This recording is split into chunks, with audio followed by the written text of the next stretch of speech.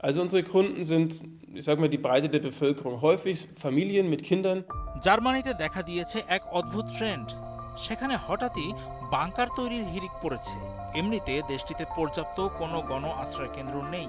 এই অবস্থায় কৃষক, রাজনীতিবিদ, ছোট সন্তান সহ পরিবার এরকম বিভিন্ন শ্রেণী পেশার মানুষ নিজেদের জন্য সুরক্ষিত আশ্রয়স্থল তৈরি করাচ্ছেন। জার্মান বাংকার নির্মাতা পিটার আর্নহ্যামার ৩ জুন এসব তথ্য জানিয়ে বলেছেন, তার কোম্পানির গ্রাহকদের মধ্যে ব্যাপক বৈচিত্র্য রয়েছে।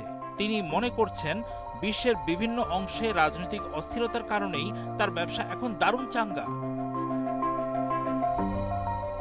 জার্মান শেল্টার সেন্টারের বাংকারের শোরুমে দাঁড়িয়ে আর্নহ্যামার জানান, অর্ডার বা ক্রয়াদেশ দিনকে দিন বেড়ে চলেছে। যত সময় যাচ্ছে ততই আরও বেশি মানুষ আশ্রয়কেন্দ্র বা শেল্টার নির্মাণের বিষয়টি নিয়ে ভাবছেন। রয়টার্সকে তিনি বলেন, বিশ্বজুড়ে যে একটি রাজনৈতিক পরিবর্তন ঘটছে তা নিয়ে মানুষের মাঝে সচেতনতা বাড়ছে।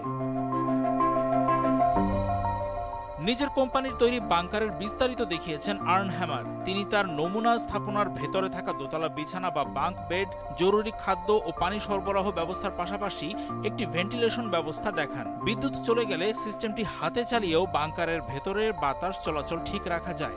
রয়টার্সকে তিনি বলেন, এই বায়ু চলাচল ব্যবস্থার ফিল্টারটি নাকি বর্তমানে পরিচিত সকল জৈবিক ও রাসায়নিক যুদ্ধাস্ত্রের পাশাপাশি তেজস্ক্রিয় বিকিরণ থেকেও সুরক্ষা দেয়।